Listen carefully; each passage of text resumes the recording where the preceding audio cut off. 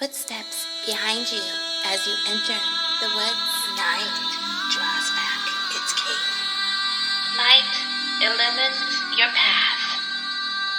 Open your eyes. Listen. Welcome to Dark Softly Tales. Dark stories for dark hearts. I'm Mad Sky.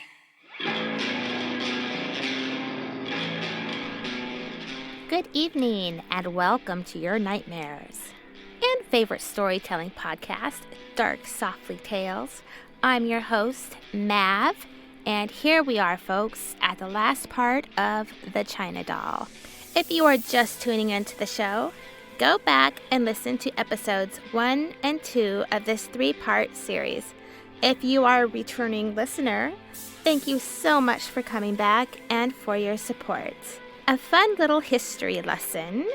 The Empress Wu was indeed the first and only female empress in China, reigning from 625 to 705 AD. Her ideas and dreams of what she wanted are inspiring. Empress Wu dreamed to reign the empire like a loving mother caring for her children. She lowered taxes and raised agriculture production, and ultimately the country thrived. However, how the Empress rose to power is chilling and pretty ruthless. She left a trail of blood, murder, family members, and ultimately even the emperor in her wake. One contemporary at the time summed her up with the words, "With a heart like a serpent and a nature that of a wolf." I don't know about you, but that sounds like a danger darling to me. But that's another story, so let's get back to ours. Without much ado, here is the third and final part of The China Doll.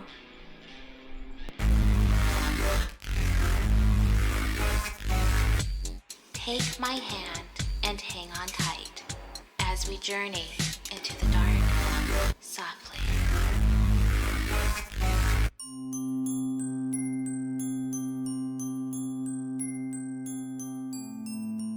Sabel awoke to frantic scratching down the hall and her mother's screaming.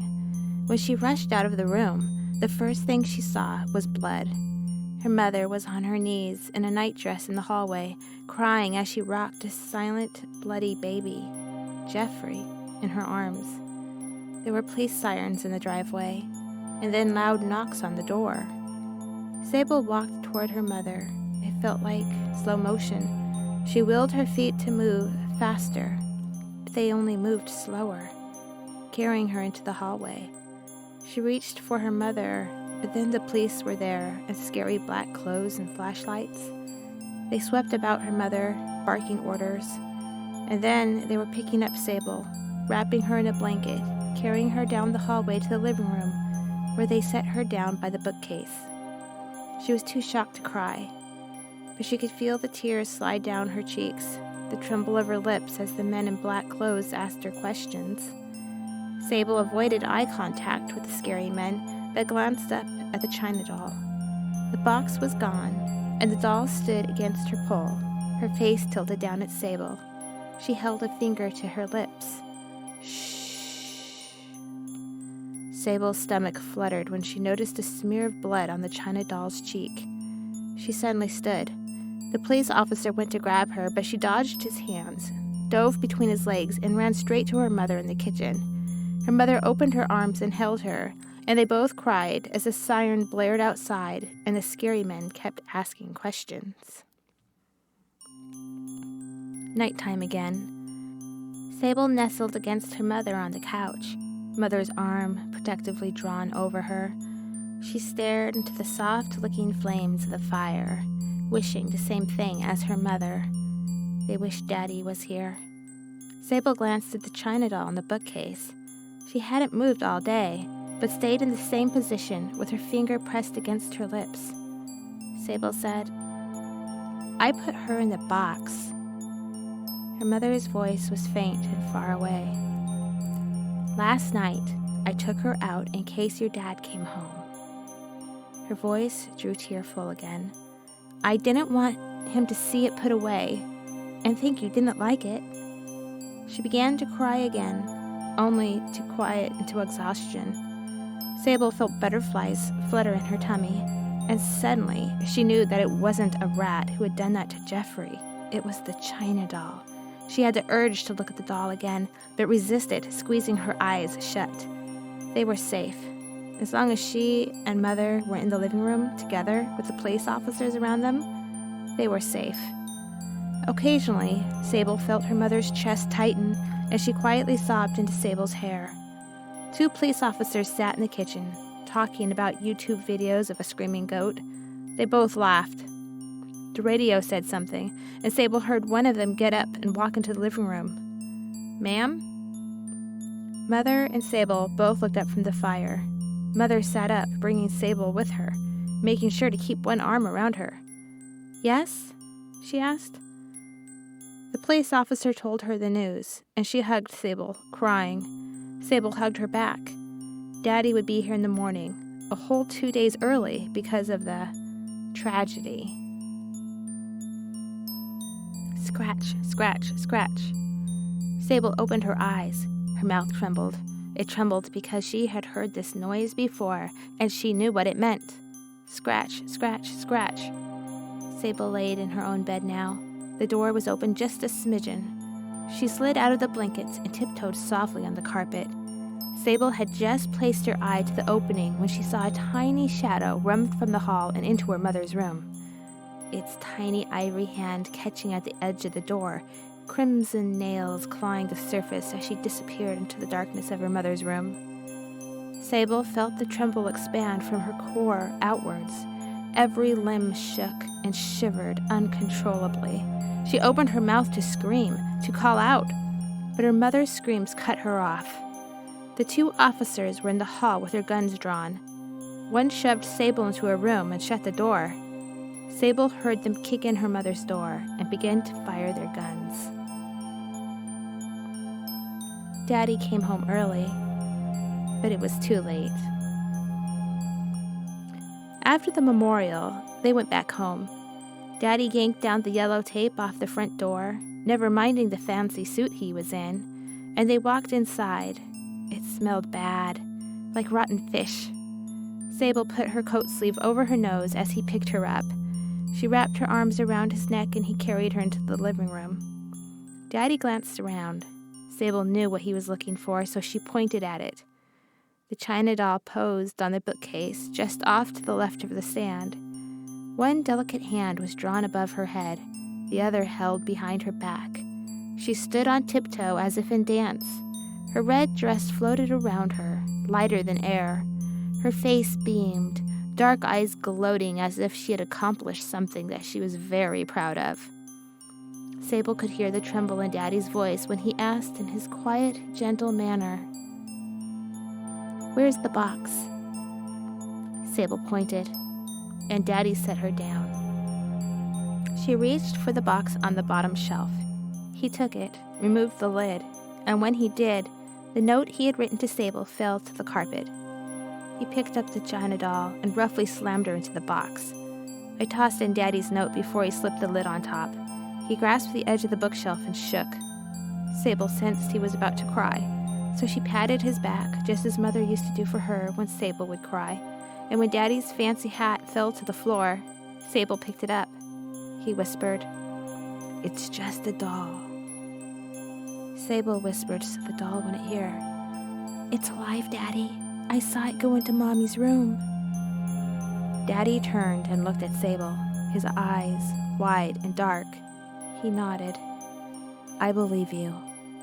He picked up the ancient box with both of his hands, as if the simple box were a ferocious beast, and still holding his fancy hat, Sabel followed him out the front door.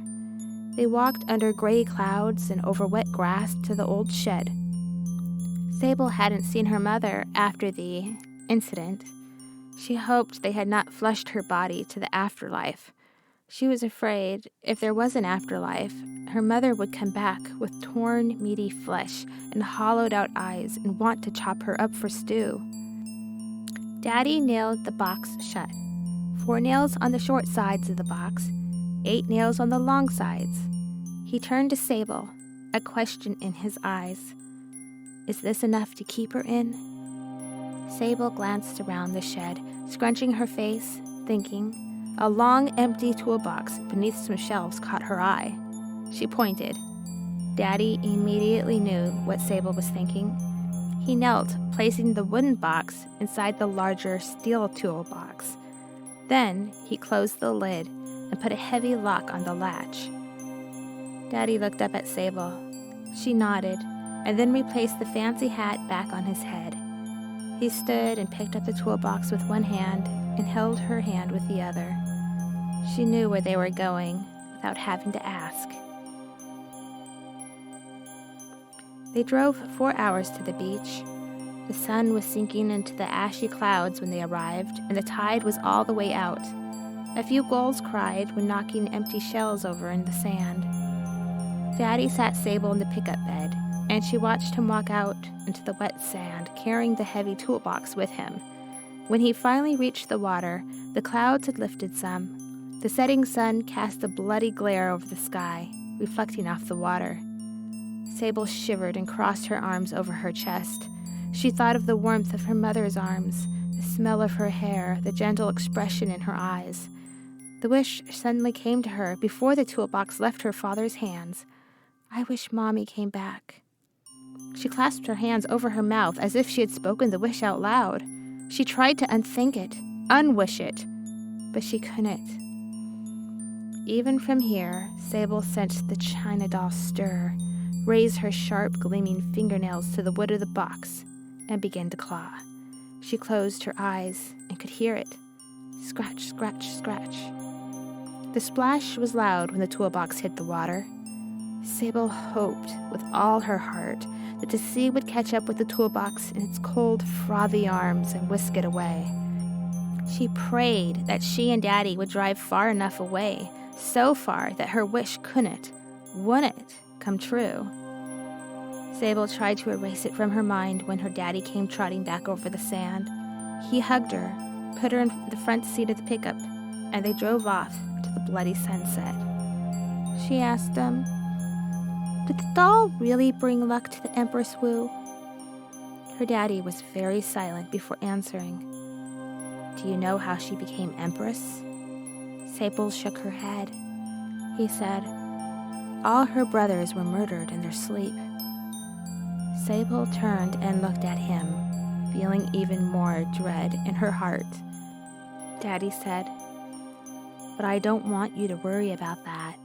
I told you because I want you to know that I believe you. I believe what you saw, and it's gone now. The doll is gone and..." He hesitated. "Dead." He reached over and squeezed Sabel's hand, but she knew it was alive in the box, scratching, clawing, scraping at the wood, and then she would get to work on the metal, determined to make Sabel's wish come true. The china doll may not make her way out tonight or tomorrow, but she would. And when she did, Sabel wondered who would find her first, the china doll or her dead mother. Sabel closed her eyes and made one last wish.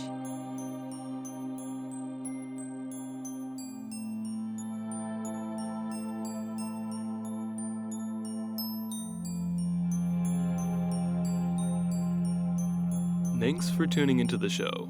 If you've enjoyed today's story and want to know more, check out Mavs' website at darksoftlytales.com and click on the podcast tab. Like Mav on Twitter at darksoftlytales or join her Facebook page at MavSky. Please remember to follow and leave a review on iTunes to keep the podcast going and growing.